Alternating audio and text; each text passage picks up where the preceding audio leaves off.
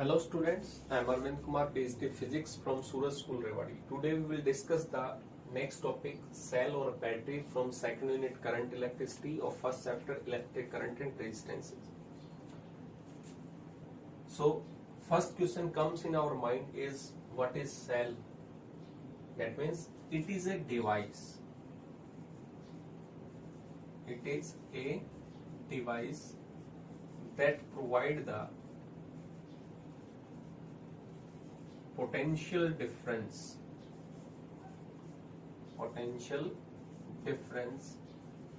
in any electrical circuit. किसी electrical circuit में जो डिवाइस हमें पोटेंशियल डिफरेंस प्रोवाइड करेगा उसे हम क्या कहेंगे? सेल कहेंगे. और ऐसे combination of cell is called battery. जैसे एक सेल का अगर हम स्टैंडर्ड सिंबल बनाए तो यहाँ पे ये सिंबल होता है, ये सिंबल, ये ए पॉइंट है, ये बी पॉइंट है. यहाँ पे अगर मैं कहूं कि ये बैटरी या सेल जो है ये 2 वोल्ट का है, इसका मतलब ये लो इलेक्ट्रोड है, लो पोटेंशियल इलेक्ट्रोड है, ये हाई पोटेंशियल इलेक्ट्रोड है. इसका मतलब इन दोनों इलेक्ट्रोड्स के बीच में जो पोटेंशियल का डिफरेंस है दैट इज 2 वोल्ट. यहाँ पे हम ये कह सकते हैं कि 0 भी हो सकता है लो पोटेंशियल, तो ये कितना होगा? +2 वोल्ट होगा. अगर ये -2 वोल्ट है तो ये 0 होगा, तो भी डिफरेंस 2 का ही है. यहाँ पे -1 होगा तो ये +1, तब भी डिफरेंस कितना है? 2 वोल्ट. इसका मतलब ये नहीं होता कि हमेशा 0 ही होता है, ये 2 वोल्ट ही होता है. बट दोनों के बीच में जो डिफरेंस रहेगा वो ऑलवेज क्या रहेगा? 2 वोल्ट का रहेगा. क्लियर हो गया पॉइंट? तो यहाँ पे हम क्या कंसिडरेशन करते हैं? 2 volt potential difference should be there. तो यहाँ पे ध्यान रखेंगे कि 2 वोल्ट जितना भी बैटरी पोटेंशियल डिफरेंस होता है वो उतना ही दोनों इलेक्ट्रोड्स के बीच में पोटेंशियल का डिफरेंस होता है. अगर मैं कहूं कि ऐसे ही कॉम्बिनेशन ऑफ सेल्स को हम कंबाइन करें, ये एक सेल था, ये एक सेल है, फिर एक सेल और है, तो ऐसे कॉम्बिनेशन ऑफ सेल को हम क्या कहेंगे? बैटरी कहेंगे. जैसे हमारे इन्वर्टर में होता है, इन्वर्टर की बैटरी सभी ने देखी होगी, वहां पे ग्रुप ऑफ सेल्स होते हैं. एक सेल नियरली 2 वोल्ट का होता है, वहां पे 6, अगर हम पानी भी डालते हैं, वाटर, जब हाइड्रेटेड वाटर डालते हैं तो वहां पे 6 सेल्स होते हैं. 6 मीन्स 2, 6 2 जा 12 वोल्ट. तो वहां पे बैटरी जो होती है वो 12 वोल्ट की होती है नियरली. तो यहाँ पे हम सेल की बात कर रहे हैं और कॉम्बिनेशन ऑफ सेल क्या कहलाता है? बैटरी. तो हम बेसिकली सेल के ऊपर कंसिडरेशन कर रहे हैं. आगे देखते हैं. इस सेल को हम आगे कंसिडर करते हैं तो उसमें हमारे पास में कुछ वेरियस टर्म्स आती हैं और वो वेरियस टर्म्स हमें समझना बहुत जरूरी है. Various terms of cell. First term जो आएगी वो होगा EMF. क्या नाम होता है इसका? EMF. फुल फॉर्म अगर लिखें तो इसको बोलते हैं electromotive force. Electromotive force. Basically ये क्या है? इलेक्ट्रो मतलब इलेक्ट्रॉन से लिया गया, मोटिव मतलब मोशन से, और फोर्स जो इलेक्ट्रॉन के मोशन के लिए जो फोर्स लगेगी that is called EMF basically. वैसे ये EMF होता है, फोर्स नहीं है, लेकिन इसकी टर्म्स में नाम आता है फोर्स का.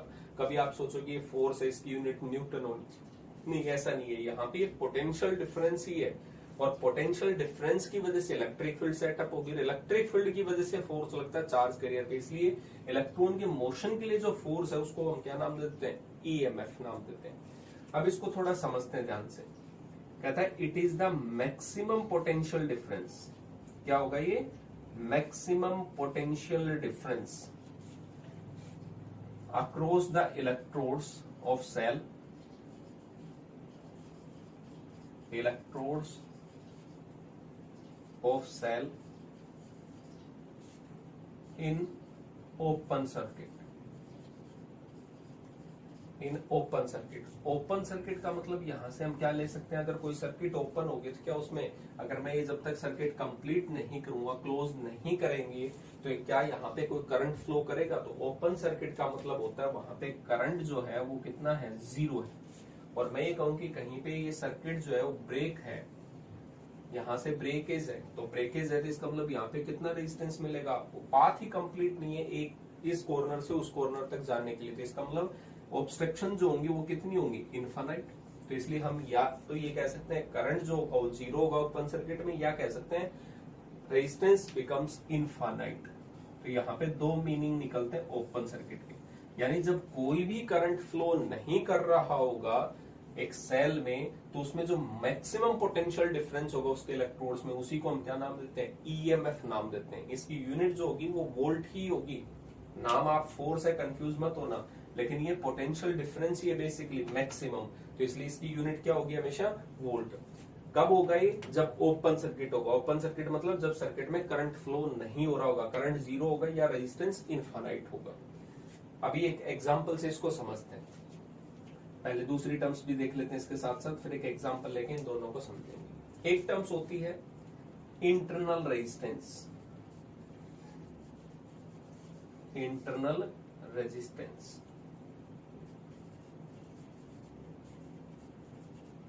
रेजिस्टेंस जिसको हम स्मॉल आर से रिप्रेजेंट करेंगे, स्टैंडर्ड सिंबल है स्मॉल आर से। इंटरनल मतलब अब जब हम सेल बना रहे होंगे तो इलेक्ट्रोकेमिकल सेल्स ही होते हैं बेसिकली, तो वहां पे इलेक्ट्रोलाइट भी होगा, इलेक्ट्रोड्स भी होगा, तो उसके बीच में जो ऑब्स्ट्रक्शंस ऑफर्ड होगा, जैसे मैं एक डायग्राम बना रहा हूं,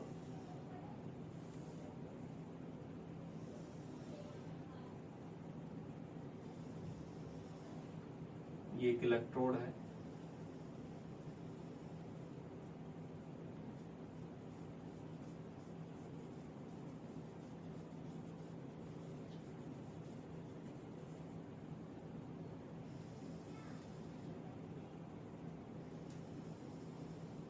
एक जिसमें से हम कहते हैं कैथोड है, एक है एनोड।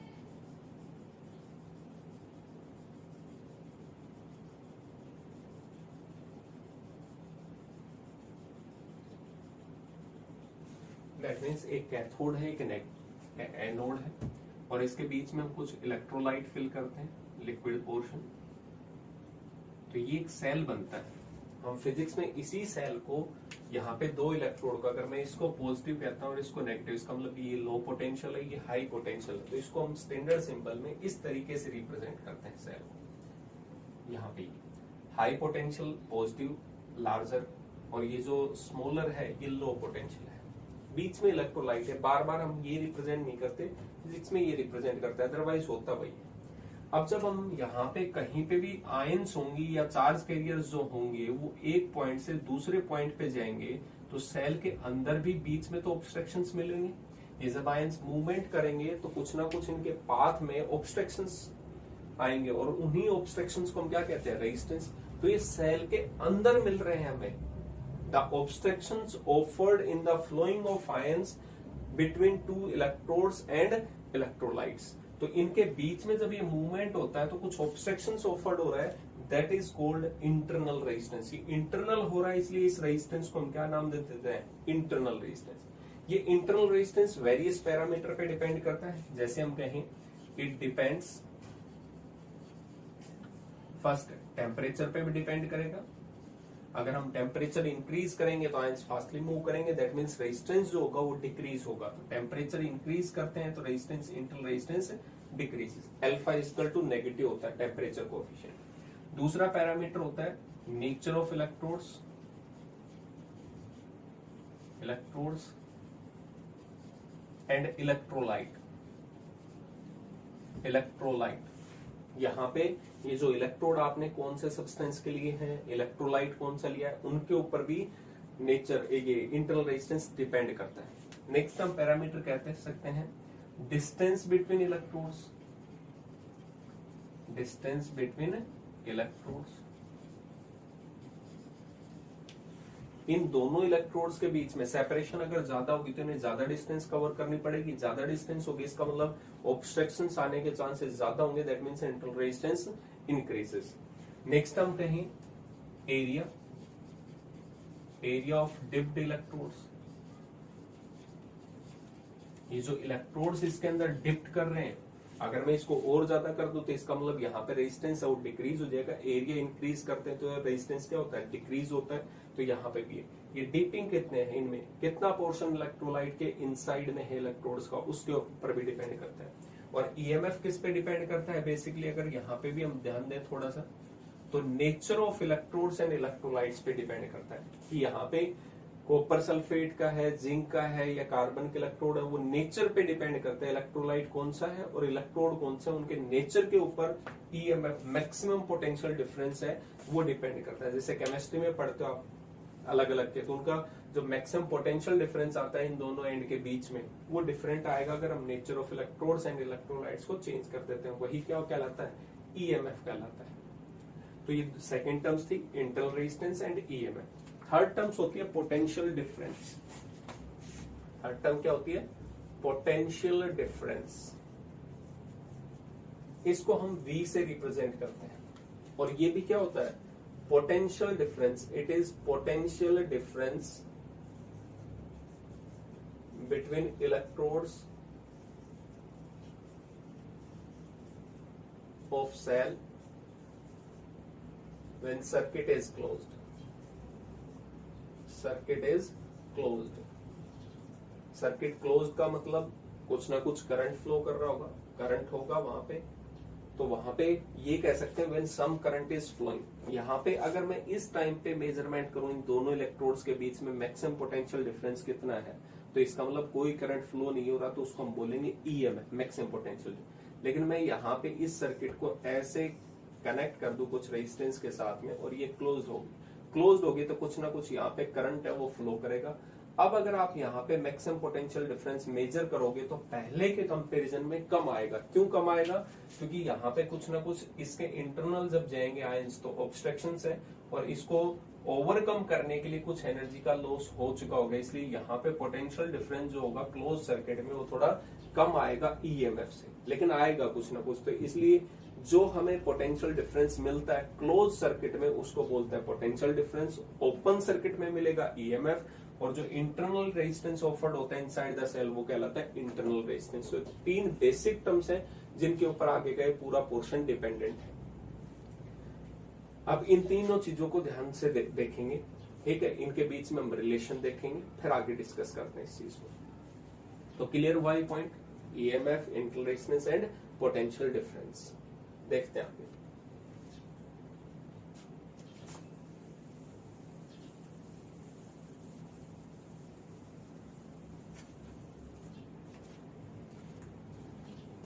एक एग्जांपल ले सकते हैं इसको समझने के लिए।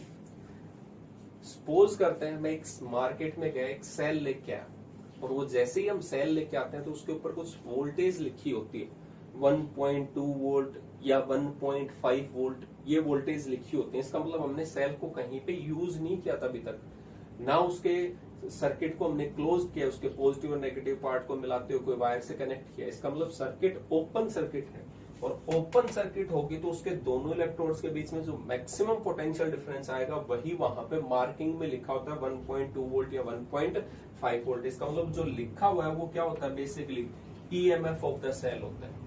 लेकिन जैसे ही हम अगर सर्किट में या कोई डिवाइस से उसे मल्टीमीटर से उसे मेजर करेंगे तो सर्किट क्लोज्ड होगा तो इसका मतलब कुछ ना कुछ करंट जो है उस सेल से विड्रॉ होगा और विड्रॉ होगा तो कुछ ना कुछ लॉस सेल में भी होगा और सेल में होगा। क्यों होगा, यहाँ पे कोई कह सकता है कि करंट तो पास हो ही रहा है क्लोज सर्किट में, इसका इंटरनल रेजिस्टेंस था तो लॉस कितना हुआ इस सेल के इनसाइड में, आई इंटू में आर, स्मॉल आर होगा। एक्सटर्नल रेजिस्टेंस कैपिटल आर होता है, इंटरनल हमने स्मॉल आर माना, तो ये हमें नहीं चाहिए इसके अंदर से लॉस, तो इसका मतलब ये लॉस हो गया। ये लॉस होने के बाद में जो पोटेंशियल डिफरेंस बचेगा वो हमें प्रोवाइड करेगा।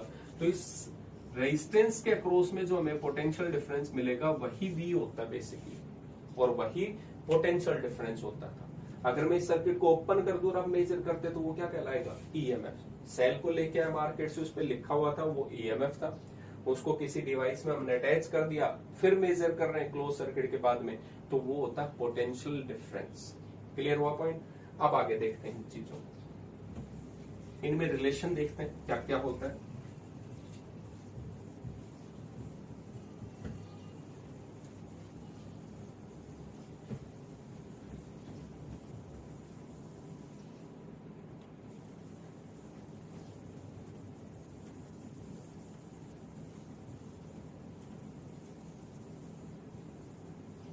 देखेंगे, मैं वापस एक डायग्राम ड्रॉ कर रहा हूं।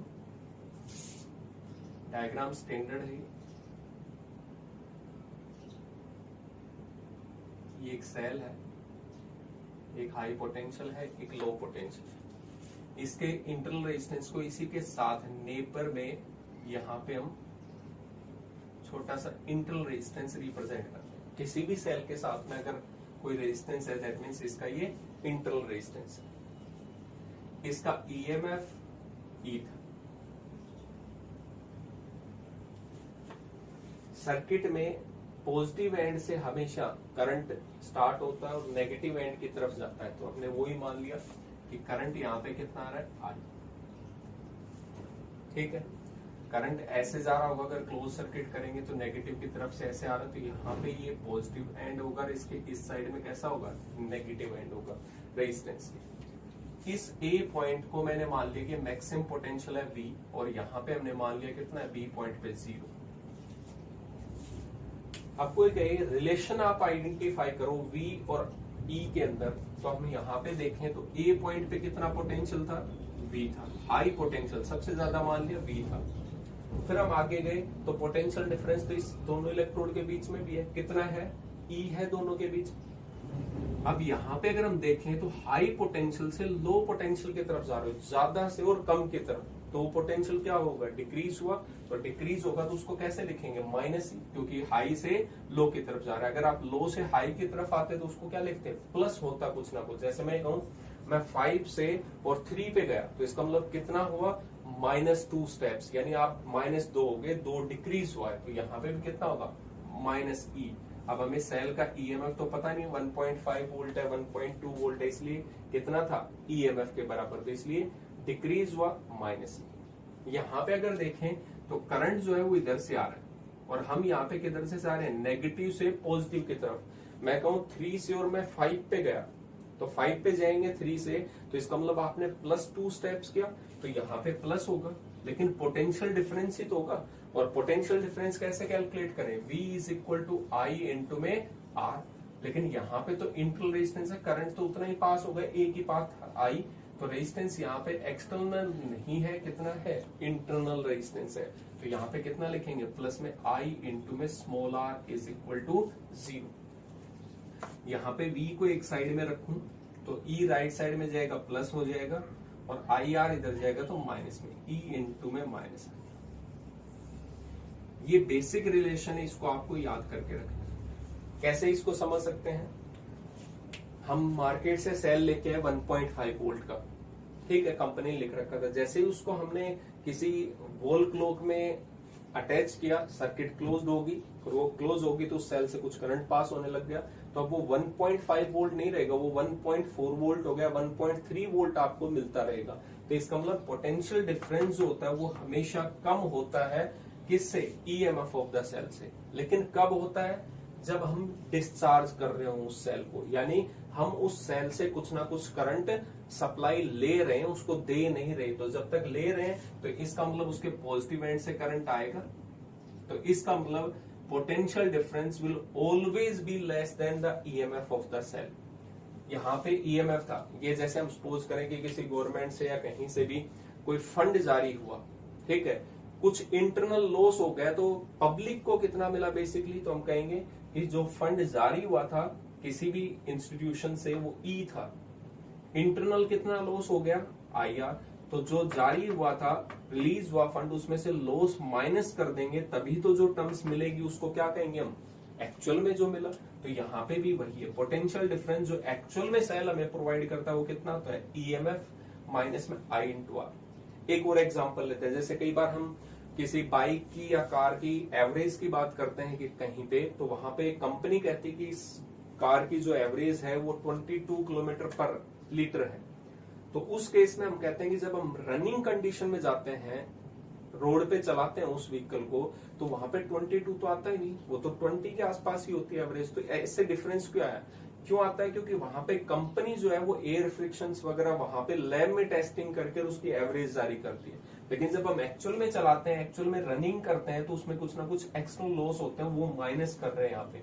तो कंपनी ने जो प्रोवाइड किया माइनस में लॉस, तब जाके वो हमें एक्चुअल में रिजल्ट मिलता है। तो यहाँ पे पोटेंशियल डिफरेंस जो हमें एक्चुअल में मिल रहा है, ईएमएफ जो थ्योरेटिकल वैल्यू आपने कैलकुलेट की, IR जो इंटरनल लॉस हो चुका है पोटेंशियल डिफरेंस का, एनर्जी का, वो एक्चुअल में लॉस माइनस करेंगे तब हमें एक्चुअल में जो मिल रहा है वो वहां पे देखते हैं। तो इस रिजल्ट को हमेशा याद रखेंगे, काम का रिजल्ट है।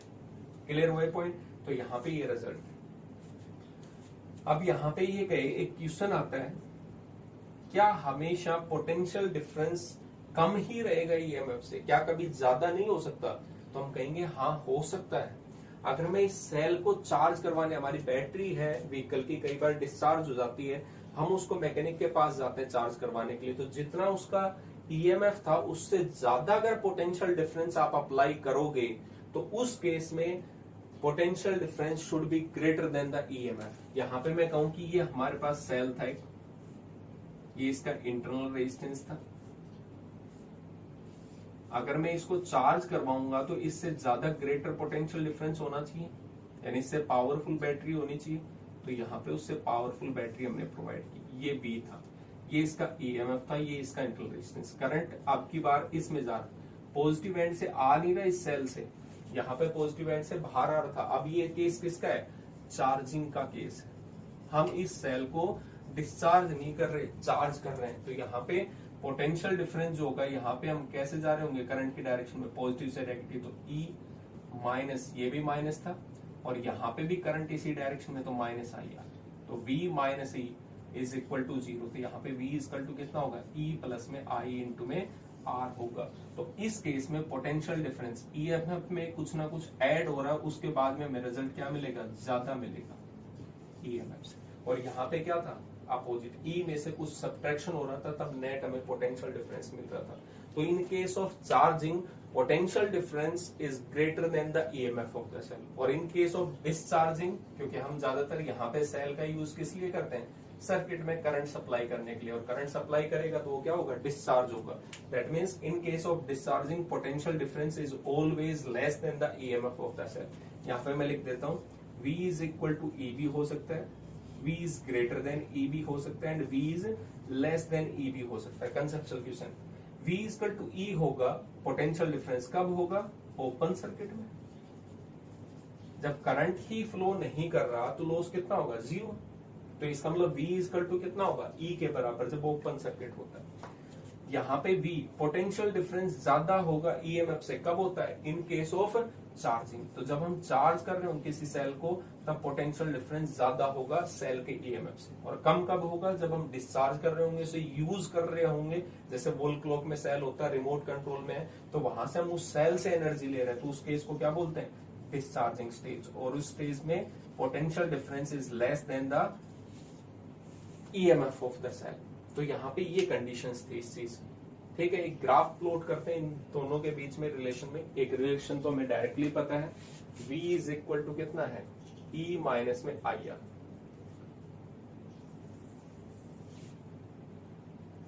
फर्स्ट ग्राफ एक आपको डायरेक्टली दिख रहा है, यहां पे दिख रहा है, तो हमें रिलेशन ग्राफ फाइंड आउट करना था V एंड I के बीच में, यानी पोटेंशियल डिफरेंस एंड करंट के बीच में ग्राफ प्लॉट करना। तो पोटेंशियल डिफरेंस कौन से पे है? Y एक्सिस पे है।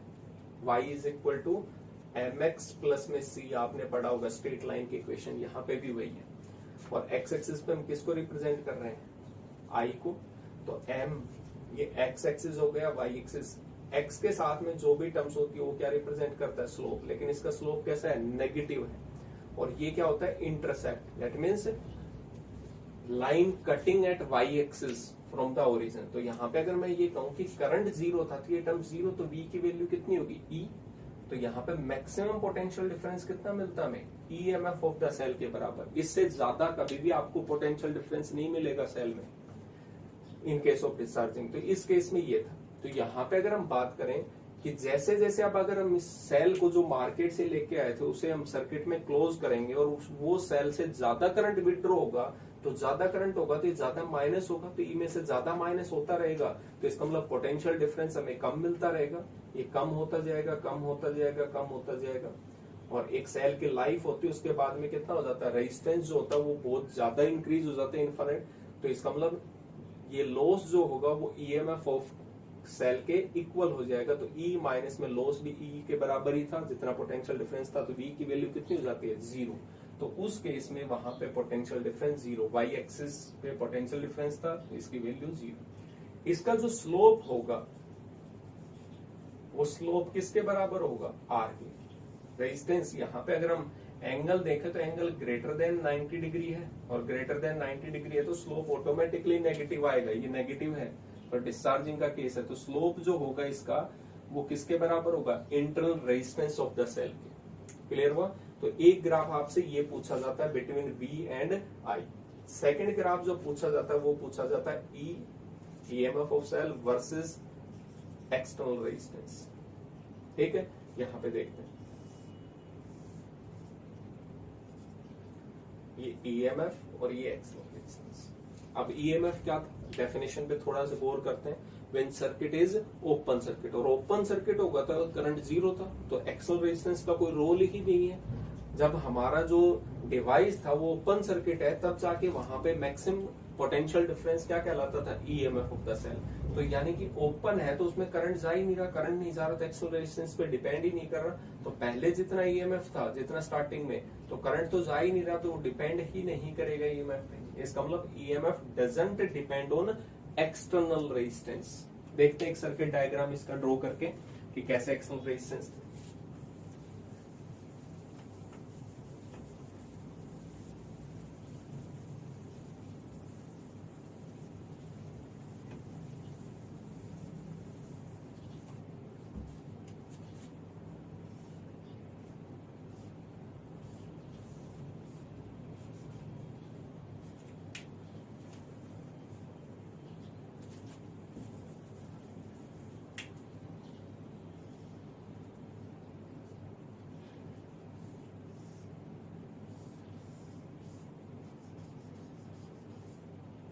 एक सेल है जिसका ईएमएफ ई था, इसका इंटरनल रेजिस्टेंस आर था जो सेल के इनसाइड में होता है, और ये एक्सटर्नल रेजिस्टेंस था जिससे हम किसी डिवाइस को ऑपरेट कर, और ये करंट हम इस सेल से प्रोवाइड कर रहे हैं। कितना करंट है, आर।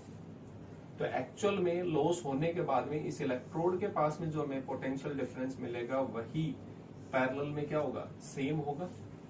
तो पोटेंशियल डिफरेंस जो होता है पैरेलल में सेम होता था, तो इस रेजिस्टेंस के क्रॉस पोटेंशियल डिफरेंस कितना है, वी। तो यहाँ पे अगर हम कैलकुलेट करें तो करंट कितना जा रहा था इसमें, आई, तो वी इक्वल टू कितना होता है, आई आर। ठीक है, अब ये एक्सटर्नल रेजिस्टेंस की कितनी भी वैल्यू हो, ईएमएफ तो कब कैलकुलेट करते हैं, when circuit is open circuit. यहाँ पे मैं 100 ओम का अप्लाई करूं तब भी ईएमएफ ऑफ सेल ओपन है, करंट तो पास हो ही नहीं रहा, तब भी सेम रहेगा। 200 ओम लेके आएंगे तब भी सेम रहेगा, 5000 ओम होगा तब भी सेम होगा। इसका मतलब EMF of cell doesn't depend on external resistance in the circuit. अब एक और ग्राफ आता है जो इंपॉर्टेंट ग्राफ है, और वो ग्राफ क्या कहता है, यहाँ पे रिलेशन बताओ V versus capital R. Potential difference और कैपिटल आर के बीच में रिलेशन बताओ ईएमएफ के टर्म्स में। तो यहाँ पे अगर हम ड्रॉ करें तो ये बता, ये अब हमें एक रिलेशन तो याद था, कितना था, V is equal to EMF minus में I इंटू में R। कि पोटेंशियल डिफरेंस इसके अक्रॉस कितना मिलेगा, जितना मैक्सिमम था, लॉस कितना हो गया इसके इंटरनल, वो जो माइनस कर देंगे तो इसके अक्रॉस हमें एक्सटर्नल रेजिस्टेंस के अक्रॉस पोटेंशियल डिफरेंस मिलेगा। अब हमें V और कैपिटल R के बीच में रिलेशन चाहिए, तो मैं इस यहां से रिलेशन में करंट की वैल्यू कैलकुलेट कर सकता हूं, V अपॉन में कैपिटल R, क्योंकि करंट तो वेरिएबल होगा, रेजिस्टेंस चेंज करेंगे। तो यहाँ पे मैंने V इज इक्वल टू लिख दिया E माइनस में V अपॉन में कैपिटल R इंटू में स्मॉल। V दो साइड में हो गया, इस नेगेटिव वाले को इस साइड में लेके आएंगे तो V प्लस में V अपॉन में कैपिटल R इंटू में small r is equal to E। Common ले लिया V को, कितना बचेगा, 1 प्लस में स्मॉल r अपॉन में capital R is equal to EMF of cell. यहां से हमें पोटेंशियल डिफरेंस देखना था, सो E अपॉन में 1 प्लस में स्मॉल r अपॉन में कैपिटल। ये हमें रिजल्ट प्रोवाइड करेगा कि इसका जो ग्राफ आएगा वो ग्राफ कैसा आएगा। देखते हैं इस टर्म्स को। तो यहाँ पे अगर मैं एक्सटर्नल रेजिस्टेंस की वैल्यू 0 पुट करता हूं, सपोज करते हैं कि एक्सटर्नल रेजिस्टेंस जो है वो 0 हो जाए, तो 0 होगा तो समथिंग अपॉन 0, इंटरनल रेजिस्टेंस तो होगा कुछ ना कुछ, एक्सटर्नल आपने कितना कहा, 0 है एक्सटर्नल रेजिस्टेंस।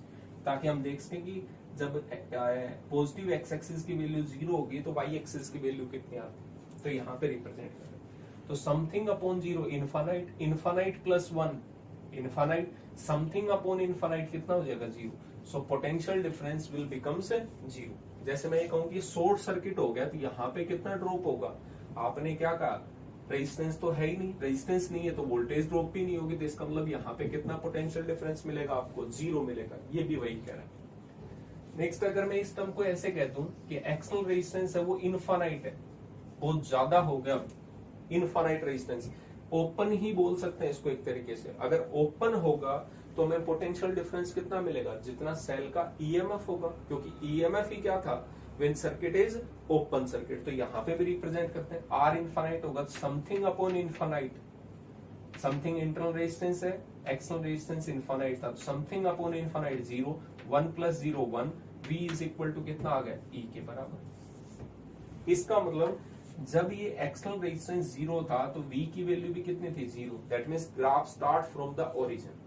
और जैसे जैसे एक्सटर्नल रेजिस्टेंस बढ़ता जाएगा, ये 0 था फिर 1 ओम हुआ तो इसके अक्रॉस पोटेंशियल डिफरेंस थोड़ा सा हुआ, 2 ओम होगा थोड़ा और इंक्रीज होगा, 3 ओम होगा, 4 ओम होगा। जब ये बहुत ज्यादा इनफाइनाइट हो जाएगा तब मैक्सिमम कितना मिलेगा ईएमएफ ऑफ द सेल। इस ईएमएफ ऑफ सेल से ज्यादा पोटेंशियल डिफरेंस हमें नहीं मिल सकता कभी भी। तो यहाँ पे जो ग्राफ आएगा वो इस तरीके से,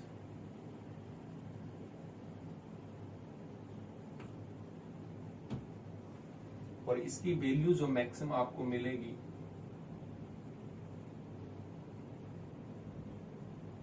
यहाँ पे, अगर इनफाइनाइट पे भी जाएंगे तो V is equal to maximum potential difference कितना मिलेगा EMF of the cell. Clear हुआ पॉइंट। तो यहाँ पे ये रिलेशन था। एक रिलेशन और है, relation between small r and capital R and EMF. ठीक है, V भी कह सकते हैं, सब चारों में रिलेशन है, basically internal resistance and external resistance. हमें ये रिलेशन पता था V equal to E minus में I इंटू में R। यहाँ पे मैंने इस टर्म को लिख दिया, V इज इक्वल टू कितना होगा I इंटू में कैपिटल R, सॉरी इसको पहले V लिखते हैं, V equal to E minus में I R, हमें रिलेशन चाहिए था, सेम लिखा। तो मुझे यहाँ पे इंटरनल रेजिस्टेंस में रिलेशन चाहिए, तो मैंने इस E को इस साइड में लिखा, या इस नेगेटिव वाले टर्म्स को इधर लेके आया, कितना हो गया I R, लॉस कितना होगा, हमें मिलना चाहिए था E, मिला कितना V, दोनों में जो डिफरेंस आएगा that will be the loss I R, negative इस साइड में लेके गया, V इस साइड में, हमें R चाहिए तो कितना हो गया E माइनस में V अपॉन में I। अब यहाँ पे तो एक्सटर्नल रेजिस्टेंस आया नहीं, करंट है, करंट में हमें रिलेशन नहीं चाहिए, तो इसका मतलब इस करंट की वैल्यू को हम कितना लिख सकते हैं I equal to potential difference across external resistance upon में एक्सटर्नल रेजिस्टेंस। तो इस I को मैंने लिख दिया R is equal to E minus में V, और इस I को कितना लिख सकते हैं V अपॉन में R। तो R जो था वो डिनोमिनेटर के डिनोमिनेटर में था, न्यूमरेटर में चला। अब सेपरेट कर सकते हैं E upon V minus V upon V, तो कितना आएगा R is equal to E upon में V माइनस में 1 इंटू में R। ये भी इंपॉर्टेंट रिलेशन है जो हम इससे नेक्स्ट चैप्टर में डिस्कस करेंगे। जब पोटेंशियोमीटर पढ़ेंगे वहां पे internal resistance of the cell calculate करेंगे, वहां पे हमें इस रिलेशन की बहुत ज्यादा रिक्वायरमेंट है। मैक्सिमम ईएमएफ कब मिलेगा, जब सर्किट ओपन होगा, पोटेंशियल डिफरेंस कब मिलेगा, जब सर्किट क्लोज्ड होगा, कितना एक्सटर्नल रेजिस्टेंस उस सेल के साथ में आपने अटैच किया है वो उसकी वैल्यू। तो ये रिलेशन थी, वेरियस ग्राफ थे, ये दोनों ग्राफ, ये वाला ग्राफ और ये वाला ग्राफ, ये दोनों इंपॉर्टेंट है, बार बार पूछे जाते हैं, तो इन दोनों को अच्छे से एक बार करेंगे। और ये रिलेशन हमें नेक्स्ट चैप्टर में चाहिए, तो इसको भी बहुत अच्छे से रिवाइज करके रखेंगे। तो ये बेसिक टर्म्स थे about the cell. In next video we will discuss the combination of cell, कि सेल को कंबाइन करते हैं तो क्या क्या इफेक्ट होंगे। जैसे हमने रेजिस्टेंस को कनेक्ट किया था, कैपेसिटर को किया था, ऐसे ही अब सेल्स को कनेक्ट करके देखेंगे। Thank you.